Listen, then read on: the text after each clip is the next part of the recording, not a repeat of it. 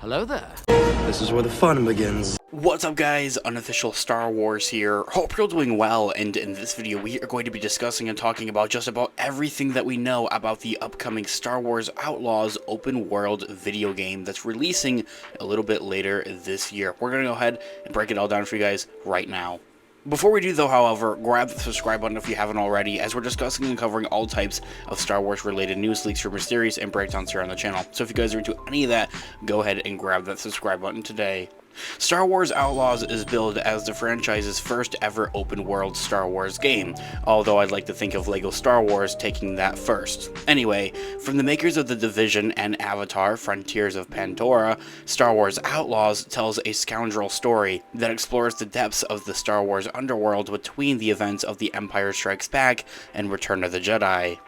In anticipation of Ubisoft's big Star Wars game, we've put together this breakdown of everything that you're going to want to know about Star Wars Outlaws. Its release window, some of the story details, its gameplay, and its overall development. Of course, the trailer itself of Star Wars Outlaws is out and has been out for quite some time, and on top of that, a 10-minute gameplay trailer was also revealed last June. I think the gameplay itself plays more similar to how we see Star Wars Battlefront 2's campaign play out, and I really like that style and that look. As a kind of thinking of it as a mix between Star Wars' Jedi Fallen Order / Jedi Survivor games, and then also with Battlefront and its campaign, as I had mentioned, I think that it is going to be something very much so unique, familiar, and different all at once. So, when is Star Wars Outlaws releasing? What's its release window look like? Star Wars Outlaws has an official release window of 2024, sometime. We just don't know though, however. It's going to be released sometime between April and December of this year, according to Ubisoft's most recent earnings report. Also reaching out to sources such as IGN.com and telling them that, yeah, we plan on releasing it sometime between the spring and the fall of this year, more specifically. We're bound to get more details on that and overall hype ramping up for it as they begin marketing and promoting more and more. Then that's when we can anticipate for its trailer, or much rather not its trailer, but its actual release to come out sometime. The more important question though, however, is where can you play Star Wars Outlaws, its platforms, and its price actually. Star Wars Outlaws will be released on PS5, Xbox Series XS, and PC over Ubisoft Connect.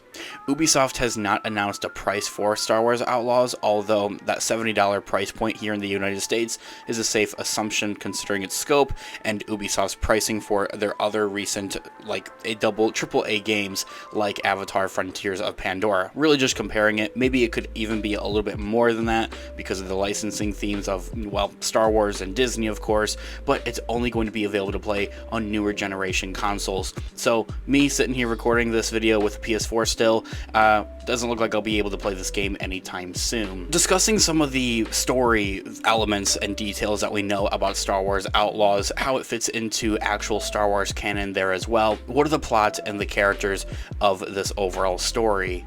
Star Wars Outlaws tells the story of a character named Kay Vess and her axolotl-like companion named Nyx, attempting one of the greatest heists in the Outer Rim has ever seen.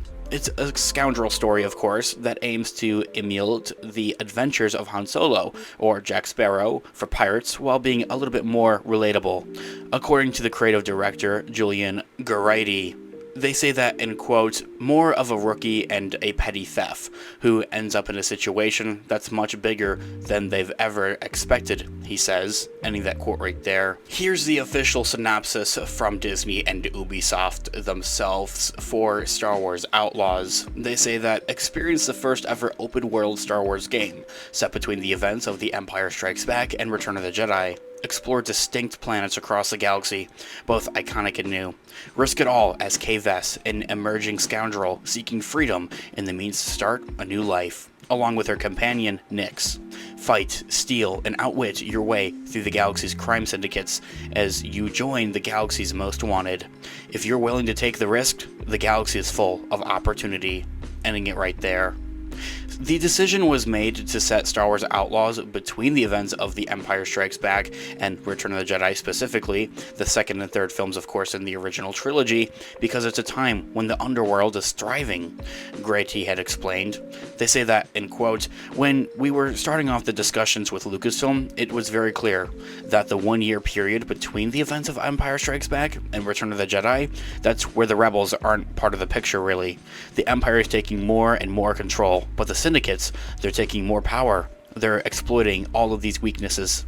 So it really is a moment where the underworld is thriving, and there's no better situation for an established or a rookie scoundrel to start their teeth than this particular moment." Ending that quote right there, revealing quite a bit about how the power dynamics are going to work within a galaxy far, far away during this time period between Empire Strikes Back and Return of the Jedi, saying that while the Empire is all out, there's not much of the rebellion going on right now. They're more or less kind of in hiding, waiting to strike as we see them do in Return of the Jedi a little bit later, and the way that we also see the syndicates and kind of the underworld kind of begin to thrive and emerge even at that a bit more, very similar to the way that we see these crime syndicates emerge in the Star Wars Solo, a Star Wars story, a spin-off movie of course with Han Solo, and the same way that we maybe see these syndicates emerge a bit during the events of the Clone Wars animated show and even the Star Wars Rebels animated show.